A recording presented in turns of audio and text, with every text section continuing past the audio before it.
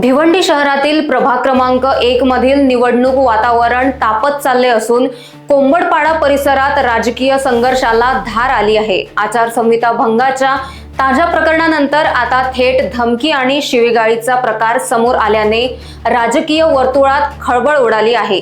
माजी महापौर विलास पाटील यांचे पुत्र मयुरेश पाटील यांना धमकावल्याप्रकरणी भाजप आमदार महेश चौगुले यांच्या समर्थकांविरोधात निजामपूर पोलीस ठाण्यात तक्रार दाखल करण्यात आली आहे। प्राप्त माहितीनुसार मंगळवारी रात्री कोंबडपाडा येथील ॲडव्होकेट गणेश सलगर यांच्या कार्यालयात विलास पाटील आणि मयुरेश पाटील उपस्थित असताना आमदार समर्थक उमेश सोनवणे यांच्यासह इतर कार्यकर्ते तेथे आले। यावेळी उमेश सोनवणे यांनी रस्त्यावर उभे राहून मयुरेश पाटील यांना अर्वाच्य भाषेत शिवीगाळ करत गंभीर परिणामांची धमकी दिल्याचा आरोप आहे।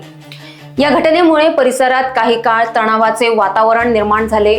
मयुरेश पाटील यांनी दिलेल्या तक्रारीवरून उमेश सोनवणे आणि सोनल जाधव यांच्या विरोधात गुन्हा नोंदवण्यात आला असून पुढील तपास पोलीस करत आहेत। Bureau report, Lokvahini media, Bhiwandi.